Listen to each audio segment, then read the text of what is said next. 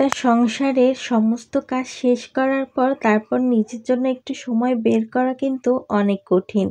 এই তো অনেক সকালেই ঘুম থেকে উঠেছি আর এই তো সংসারের সব কাজ নিজে হাতেই শেষ করে নিলাম।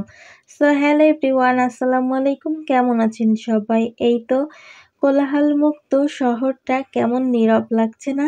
এই তো যাই হোক, অনেক সকালবেলায় ঘুম থেকে উঠেছি আর ঘুম থেকে উঠেই কিন্তু রান্নাঘরে চলে এসেছি। আজকে তো অন্যরকম একটা ভাজি করেছি আলু, ফুলকপি আর ডাল দিয়ে। এখন এটাকে একটু বাগার করে নেব। পেঁয়াজ, রসুন, কাঁচামরিচ আর একটু জিরা দেব। এইভাবে বাগার করে খেতে ভীষণ মজা লাগে। সকাল থেকে সন্ধ্যা পর্যন্ত একটা সংসারের পিছনে নিজের হাতে অনেকটা সময় দিই। কিন্তু কখনোই সেইভাবে নিজের জন্য টাইম বের করাই হয় না।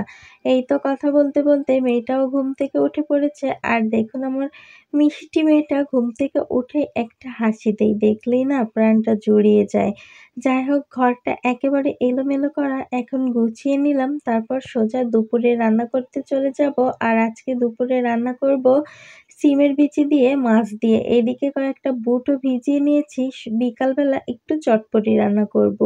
আর এই তো সিমের বিচিগুলো সেদ্ধ করে নিয়েছি, এখন বেছে নেব। সিমের বিচিটা বাছতে অনেকটা সময় লেগে গেছে। এইদিকে আবার আপনাদের ভাই অনেকগুলো মাছও নিয়ে এসেছে আর এই মাছগুলো কেটে ধুয়ে রান্না করতে করতে কিন্তু অনেকটা সময় লেগে যাবে। এই তো বিচিগুলো বেছে নেওয়া শেষ, এখন মূলোগুলো কুচি করে নেব। আর মূলো ভাজিটা আমার ভীষণ পছন্দ। এইদিকে মূলোটা ভালো করে ধুয়ে নিচ্ছি, ভাজিটা বসিয়ে দেব। এদিকে মাছগুলো কুটে নিয়ে এসেছি আর এই তো এইভাবে একে একে সংসারের সমস্ত কাজ নিজে হাতেই গুছিয়ে করতে হয়। এমন কোনো একটা লোক থাকে না যে একটা কাজ করে একটু এগিয়ে দেবে। যাই হোক, কথা বলতে বলতে মূলোটাও সিদ্ধ করতে দিয়ে দিয়েছি আর এখন সিদ্ধ করা শেষ। এরপর ভাজিটাও বসিয়ে দেব।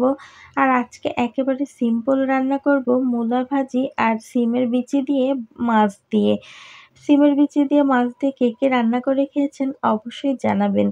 যাই হোক, এই তো মূলো ভাজিটা পাশের চুলায় বসিয়ে দিলাম। এখন তরকারিটাও বসিয়ে দেব।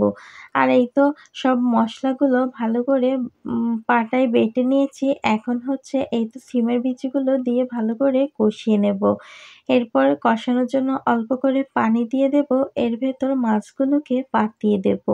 আর আজকে কিন্তু আমি রান্না করছি না, এজন্য অনেকটাই তেল দেওয়া হয়েছে। যাই হোক, মাছগুলো পাতিয়ে অনেকটা সময় ধরে মাছটাকে ভালো করে কষিয়ে নেব। এরপর এই তো মাছটা ভালো করে কষানো হয়ে গেলেই ঝোল দিয়ে দেব। আর ঝোলটা দিয়েই ঢাকা দিয়ে রাখবো। যাই হোক, এইদিকে আবার মূলাটাও ভাজি করা হয়ে গেছে। এখন মূলা ভাজিটাকেও নামিয়ে ফেলবো। আর এই যে তরকারিটাও প্রায় হয়ে গেছে। আর আজকের ভিডিওটা এই পর্যন্ত। সবাই ভালো থাকবেন, সুস্থ থাকবেন। দেখা হবে অন্য কোনো ভিডিওতে। আল্লাহ হাফেজ। আসসালামু আলাইকুম।